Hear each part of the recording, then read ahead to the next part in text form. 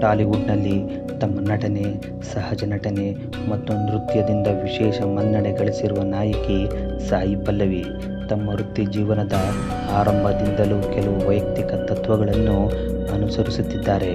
ಅವರು ಈ ಹಿಂದೆ ಹಲವಾರು ಸಂದರ್ಶನಗಳಲ್ಲಿ ಕಿಸ್ಸಿಂಗ್ ದೃಶ್ಯಗಳು ಮತ್ತು ಪರದೆಯ ಮೇಲೆ ಅತ್ಯಂತ ರೊಮ್ಯಾಂಟಿಕ್ ದೃಶ್ಯಗಳಿಂದ ದೂರ ಇರುವುದಾಗಿ ಬಹಿರಂಗಗೊಳಿಸಿದ್ದರು.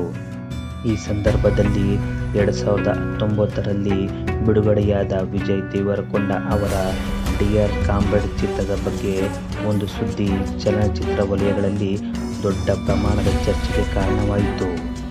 ಡಿಯರ್ ಕಾಮ್ರೇಡ್ ಚಿತ್ರದಲ್ಲಿ ನಾಯಕಿ ಲಿಲ್ಲಿ ಪಾತ್ರಕ್ಕಾಗಿ ಮೊದಲು ಸಾಯಿ ಪಲ್ಲವಿ ಅವರನ್ನು ಸಂಪರ್ಕಿಸಲಾಗಿತ್ತು ಎಂಬ ವದಂತಿ ಹಬ್ಬಿತ್ತು.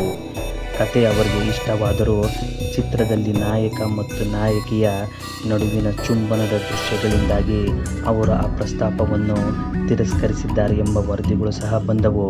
ಆದಾಗ್ಯೂ ಸಾಯಿ ಪಲ್ಲವಿ ಅಥವಾ ಚಿತ್ರತಂಡ ಈ ಬಗ್ಗೆ ಯಾವುದೇ ಅಧಿಕೃತವಾಗಿ ದೃಢೀಕರಣ ನೀಡಿರಲಿಲ್ಲ. ಸಾಯಿ ಪಲ್ಲವಿಯವರ ವೈಯಕ್ತಿಕ ಅಭಿಪ್ರಾಯಗಳ ಬಗ್ಗೆ ಹೇಳುವುದಾದರೆ, ಪರದೆಯ ಮೇಲೆ ಚುಂಬನದ ದೃಶ್ಯಗಳನ್ನು ಮಾಡಲು ಇಷ್ಟಪಡುವುದಿಲ್ಲ ಎಂದು ಅವರು ಹಿಂದೆ ಸ್ಪಷ್ಟವಾಗಿ ಹೇಳಿರುವ ಸಂದರ್ಭಗಳಿವೆ.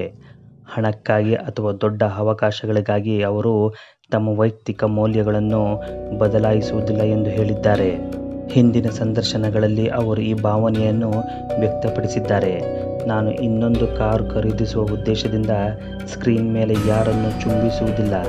ನನಗೆ ಈಗಾಗಲೇ ಉತ್ತಮ ಜೀವನವಿದೆ. ನಾನು ನನ್ನ ಮೌಲ್ಯಗಳನ್ನು ಗೌರವಿಸುತ್ತೇನೆ. ಈ ಕಾಮೆಂಟ್ಗಳು ಅಭಿಮಾನಿಗಳಲ್ಲಿ ತನಗೆ ಬಂದ ಕೆಲವು ಚಲನಚಿತ್ರ ಅವಕಾಶಗಳನ್ನು ಅವರು ತ್ಯಜಿಸಿದ್ದಾರೆ ಎಂಬ ಅನಿಸಿಕೆಯನ್ನು ಸೃಷ್ಟಿಸಿವೆ.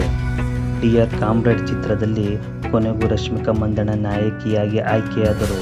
ವಿಜಯ್ ದೇವರಕೊಂಡ ರಶ್ಮಿಕಾ ಜೋಡಿಯ ನಡುವಿನ ಪ್ರಣಯ ದೃಶ್ಯಗಳು, ವಿಶೇಷವಾಗಿ ಕಿಸ್ ದೃಶ್ಯಗಳು ಚಿತ್ರ ಬಿಡುಗಡೆಗೂ ಮುನ್ನ ಭಾರೀ ಚರ್ಚೆಗೆ ಕಾರಣವಾಯಿತು. ಆ ಸಮಯದಲ್ಲಿ ಈ ವಿಚಾರ ಮತ್ತಷ್ಟು ಬಲಗೊಂಡಿತು.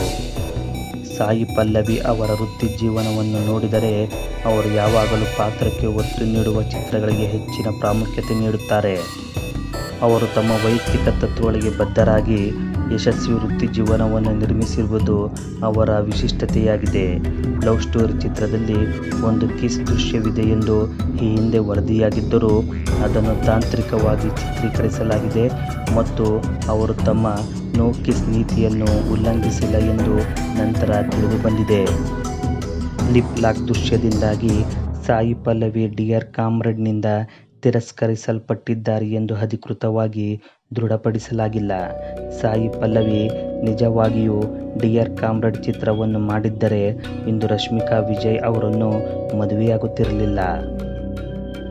ಏಕೆಂದರೆ ಮಾಧ್ಯಮಗಳ ವರದಿಗಳ ಪ್ರಕಾರ ರಶ್ಮಿಕಾ ಮತ್ತು ವಿಜಯ್ ಡಿಯರ್ ಕಾಮ್ರೇಡ್ ಚಿತ್ರವನ್ನು ಮಾಡುವಾಗ ಪ್ರೀತಿಸುತ್ತಿದ್ದರು ಮತ್ತು ಅಂದಿನಿಂದ ಅವರ ಪ್ರಯಾಣ ಆರಂಭವಾಯಿತು ಎನ್ನಲಾಗುತ್ತಿದೆ.